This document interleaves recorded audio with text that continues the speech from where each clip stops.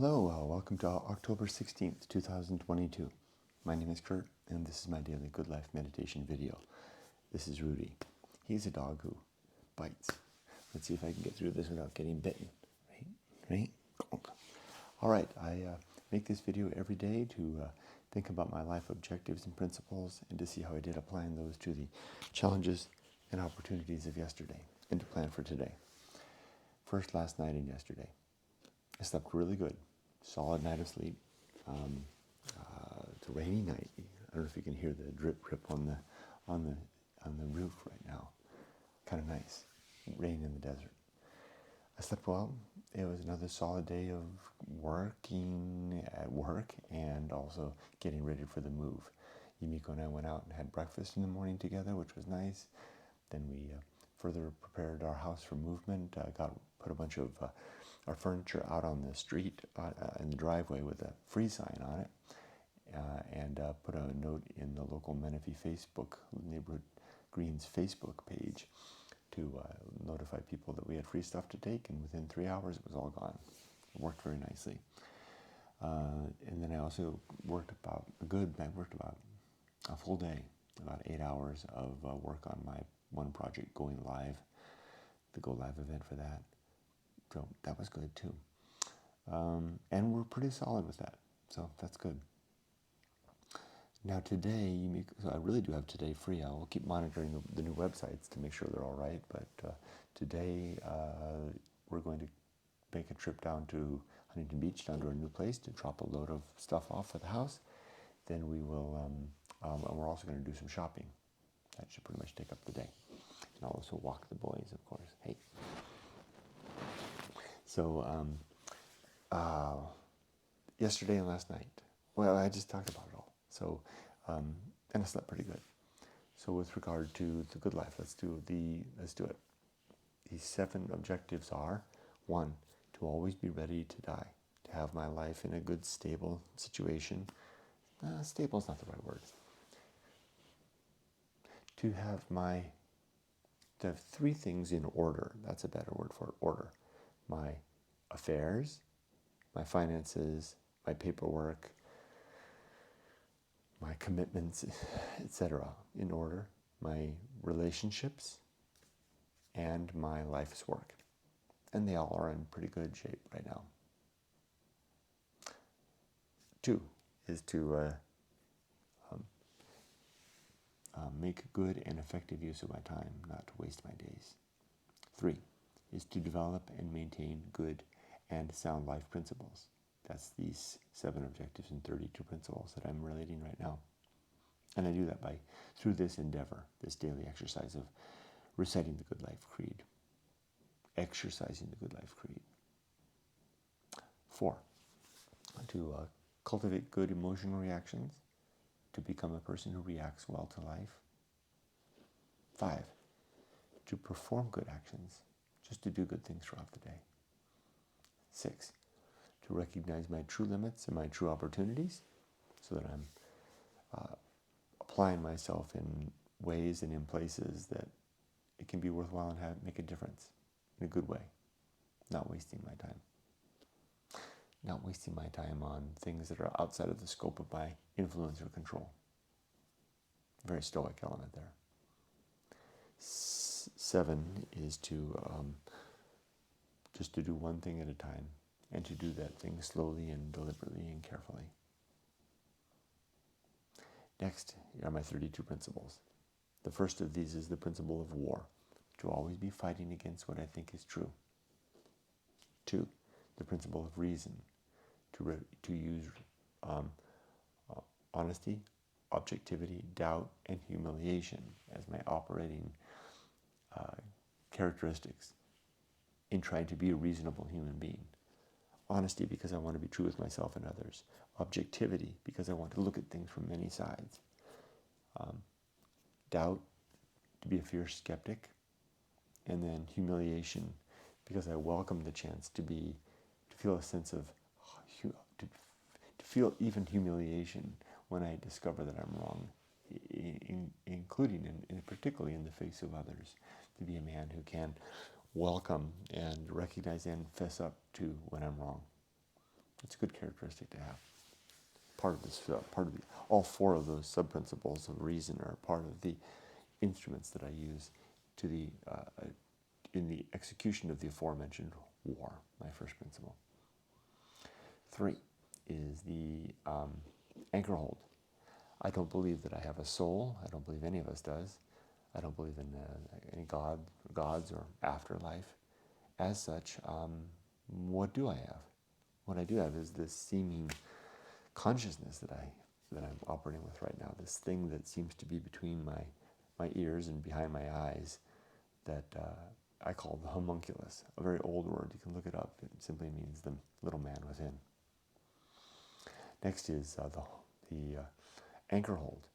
I picture the Anchorhold kind of like a rock sticking out of a sea, and there's a person standing on that rock, and the waves, the tide rises and falls, and the waves come, and the wind blows, and the sun burns, and that's how we spend our lives, each of us on our own little seamount, alone with the sea around us. There's others out there on their rocks, and we can wave and yell at them. That's how we exist. We're all of us quite alone, and we die quite alone. Then comes the home of good and evil. Right and wrong reside within our minds. They don't exist out there in the universe. There's no good floating among the stars or evil in the depths of the sea. It's just what are the thoughts that we have, the ideas that we have, the dispositions that we hold. Next comes the principle of purpose.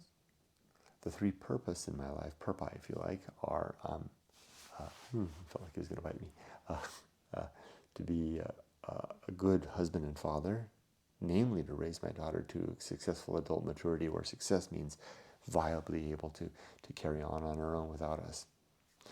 Virtue, to be a virtuous man, pursuing the well-being of thinking creatures.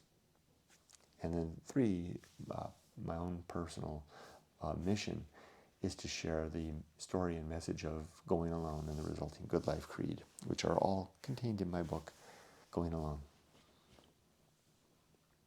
Next is the atomic principle.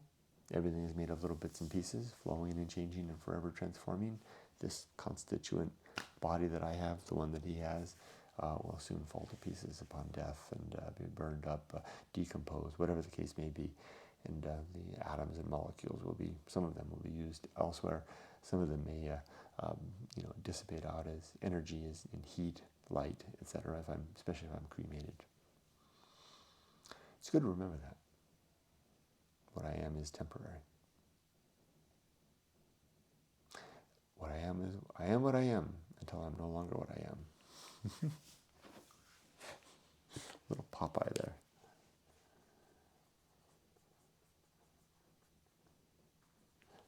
Yeah.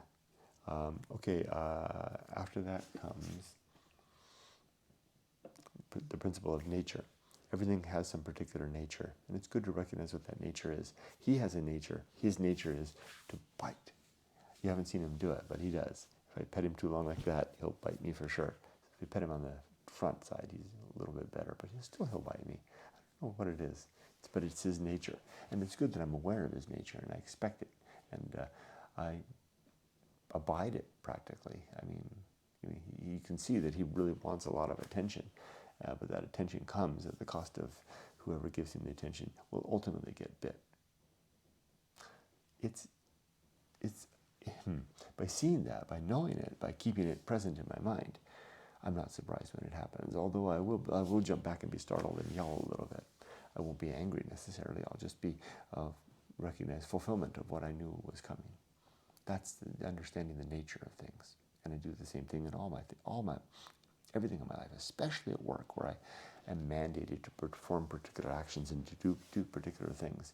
If I recognize the nature of my job, the nature of my workplace, the nature of my coworkers, the nature of my projects, then I will not be surprised when I get bit, or I get a bit of praise, or I encounter a roadblock, whatever the case may be. I see these things as the nature of the beast. Oh, speaking of things that the nature of things. I let a coworker down yesterday. Someone who had asked for one of my things because I had let the team know, the team that I belong to, not my project team. I let them know about some of the things that I was giving away, and they had asked me to reserve something aside, and I failed to do so, and I do apologize for that. If that coworker happens by a long shot to see this video, I really feel bad. Dang it. And I knew what I could have done to mitigate it. I tried, but I failed. I should have tried harder. Dang it. I was just so crazy busy. I don't know what I was thinking that I failed to follow through and do a good, better job. I guess it was a little of my nature to be negligent and careless. And I still failed, and I deserve to feel bad. And I've sent an apology now. I'll send another one too. Because that's me. That's my nature. I'm gratuitously, profusely apologetic when I'm in error. Let's see. Then comes the pirate ride. The suggestion that not only do I believe that we don't have a soul and that there are no gods and no afterlife, I also think we don't have free will. I think free will is an illusion. We are really just kind of jostled around by the universe, pushed and prodded by all the forces of nature, all the past precedent and inertia of the universe. The decisions that I make right now to pat him on the head or pat him on the tummy, much safer bet, are all, look at those eyes, are all determined by, or not determined, but I'm more, the right way to say it is that I'm compatible. My actions are compatible with the universe around me. And they're compatible insofar as I make decisions that have the greatest likelihood of not killing me, I think. Although there's a balance, and as we make decisions that clearly have an outcome of killing us, but we don't think so in the time. Although sometimes we do deliberately kill ourselves. It's a curious thing, there's more depth there than I have yet fathomed. But I don't think we're free. I don't think we have free will.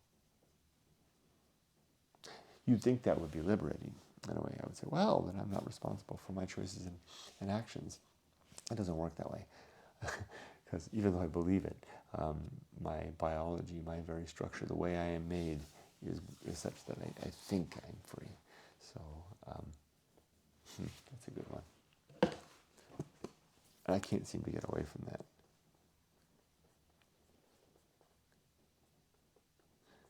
But the better self inside of me seems to know better self.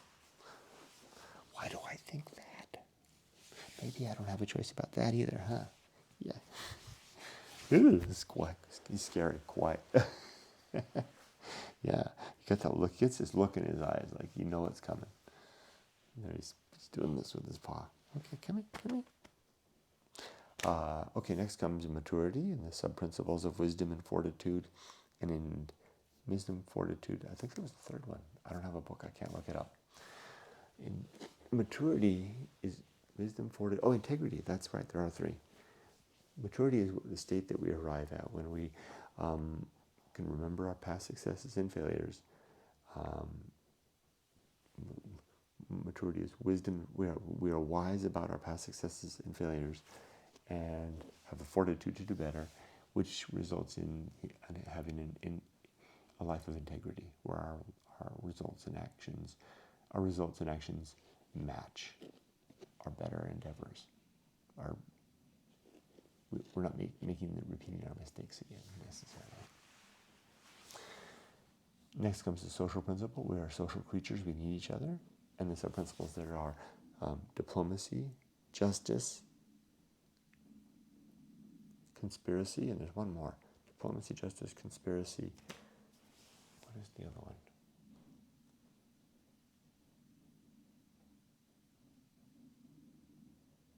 I can't remember. Humans need each other. We're social creatures. By diplomatic is we are working together to contrive better paths forward and better operational principles. That's the diplomacy part. Justice, that's the other one. Maybe I already said that. Justice is the end result, right? Where we try to create a just state, just city, just institutions. And justice, and then justice. And conspiracy is when we work together towards those ends. Yeah, we reach agreement and work together towards those ends. This is falling over. Next comes the public speaking, to communicate better, both written and spoken. And there's a couple of sub-principles here. Best words, cultivating a rich and deep vocabulary, and then culling from that just the very best words for the moment to communicate our meaning without seeming gratuitous or showy or show-offy, but finding the right words that convey our meaning with eloquence, because eloquence is attractive. It makes us want more, and to think about what's being said or written. And then there's two negative elements to this. These are rumor and gossip. I try to avoid trading in rumor and gossiping, where gossip is clearly defined as simply communicating, talking about, writing about, whatever the case may be, about other people behind their back in such a way that if you suddenly knew that they were overhearing what you were saying, you'd be embarrassed and you wish you hadn't done it. Don't do that. Just don't put yourself in that situation. Don't be a gossip and don't trade in rumor. Yeah. Okay, next comes distraction. There's two principles that go together: distraction and agency and the great indifference. We spend our lives distracting ourselves with all kinds of things: our jobs and our families and our hobbies and our TV shows, our radio, our politics, our religion, and our God. And we do this so that we don't have to face down the apparent emptiness of the universe that basically is the nothing everywhere that we don't want to see, because it tells us that we're alone and that we won't live forever. Then comes a fiver, 5 principles that kind of go together. These are temperance, life will not go well, the horror show, that which must be born, and the feast of offal. Taken together, it simply means that we need to exercise personal self-control, tempering our consumption of life in order to weather and mitigate the speed bumps in life. Life will be challenging. There will be a lot of hard stuff. And to prepare ourselves for the horror that awaits us all, the horror of death, the horror of pain, the horror of the great tragedies that occur in our lives, and to those we love and to our neighbors. And to recognize that we have to bear this stuff. And it's part of our burden to carry. And to not slough off the feelings onto others through our upset and lack of self-control. Hey, I did it. I kind of did all 5 of those principles in one kind of fell swoop. Pleased with that, if I do say so myself. What do you think? More pets, Papa. Okay, then comes the best seat in the house, I think. No? Yes. To not want to be anyone else, be anywhere else, or be doing anything else, but to be okay with who I am, where I am, and what I'm doing right here, right now, right who. Then comes 3 in a row. The Restless Man, The Path of Wildness, and The Great Life Adventure. Taken together, these suggest that some of us, not all of us, but I think all of us to a greater or lesser degree, but some of us to a greater amount, feel some restlessness through life, some dissatisfaction with the 4 walls that contain us and the routines that we build, and we long for something else. Now, if we're young when that happens, in our late teens and early 20s, then I recommend doing something about it, heading out into the world after college, or even during breaks, but go to college for sure. Get a bachelor's degree. Spend 5 years, maybe 6 years getting it. It takes a lot of extra classes that you don't need that sound interesting. Make a good time of it. Make a useful time of it. Come away from school with a lot. You don't have to go to expensive school. Go to a cheap school. But go to a major university. In terms of like size, it's good to have the institutional element there. But that experience is worthwhile. And then after that, if you're one that feels that restlessness, then go off into the world and have what I call a great life adventure. You do that by hopping onto the path of wildness. The path of wildness is the off-ramp between lives. So you have one safe and sane. You decide you want another one. You make a decision you're going to go do that. You begin to take this life apart, and then you're off to the new life. That's the path of wildness when you make that break. I'm right in the middle of it right now. That's why I have nothing behind me. That's why the house is practically empty. My wife, Yumiko, and I are disconnecting and we're breaking apart this structure as we enter a new stage of life, going on to a new great life adventure in our new home in Huntington Beach. This will probably be the last home that we live in before we retire back to Japan. If you do that at an early age, if you feel that longing and you do that, it's going to pay you dividends all your life. Although you will pay a price.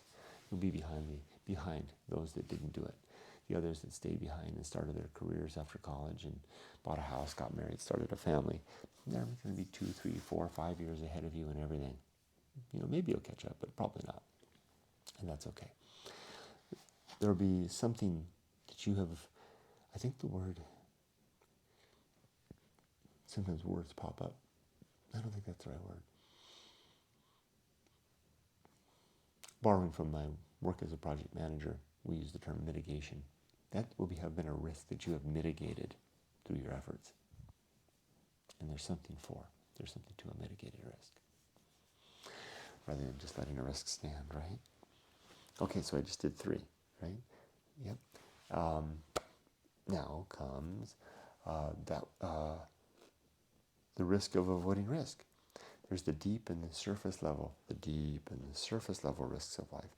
The surface level risks of life are the safe and sane route and things that we need to do, or that we usually do, which are, get an education, start a career, find someone to spend your life with, build a house and family together, and save for retirement and old age. I call those the surface level risks because they're pretty straightforward. Everyone's going to encounter them for the most part. All reasonable adults will encounter them, and our societies give us opportunities to do something about them. Banks and schools and employers and 401ks, the whole kit and caboodle there. The tricky part is the deep level risk, the deep risk of finding oneself if you feel so inclined. If you don't do that, watch out. It'll come back and it'll haunt you all your life, probably. Next comes sin and damnation. There are 7 sins in my worldview. These are falsity, being untrue; credulity, believing things too easily; faith, believing things where you found the belief upon the want of belief. What? Superstition, belief that is categorically identified as nonsense; dogma, believing things because of a blessed tradition or a big canonical book; authority, believing things because, lost fingers, but because you're impressed with the charisma of someone or their funny hat or outfit or costume or routines. And then next is, the last one is, there's actually 2 more. Rumor and gossip. Engaging in rumor, there again with rumor or doing gossip. All of these things lead to a sort of damnation in the here and now. A damnation where you're a damned liar or a damned fool or a damned rumor monger or gossip. Don't be damned.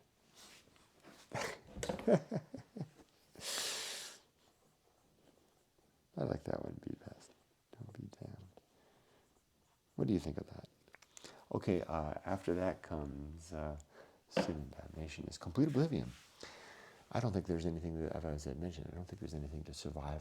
Part of us that will survive our death. As a result, we won't have any final reunion with our loved ones again after death. No final chance for reconciliation. There will be no final justice by some justice giver, because I don't think any of that actually happens. It's just my opinion. But so I operate as though that's not the case. So I try to seek after reunion and reconciliation now, and try to provide and contribute to justice in the here and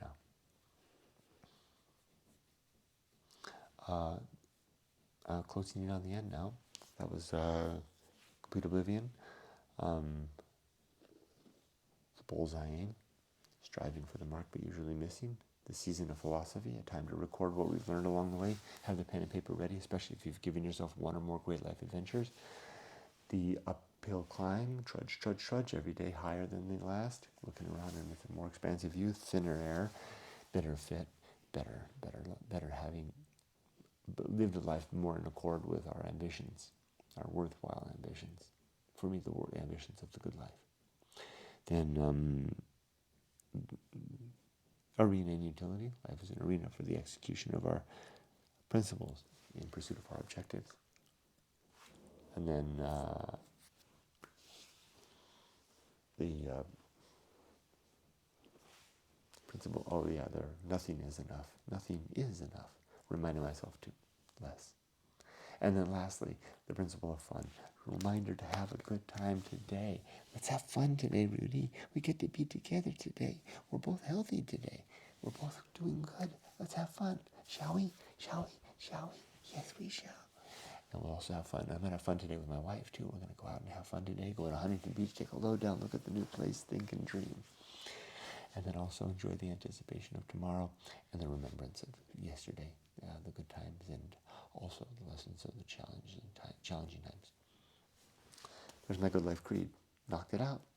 Now, as for the coming day, I'm going to finish this. I'll read my Bible. I'll read a chapter of Daniel. Then I'll go downstairs. I'll feed the dogs. I'll walk the dogs in the rain, and I'll start the day. I have a little bit of cleaning to do in the other room. I finished that. I missed that yesterday. And then Yumiko and I will load up the car, pack a few things more up, and head out and go do our shopping and go to Huntington Beach and look at our new place. And I'll hold my little dog. He didn't bite me. Lucky me. Okay, take care. Be safe, but not too safe.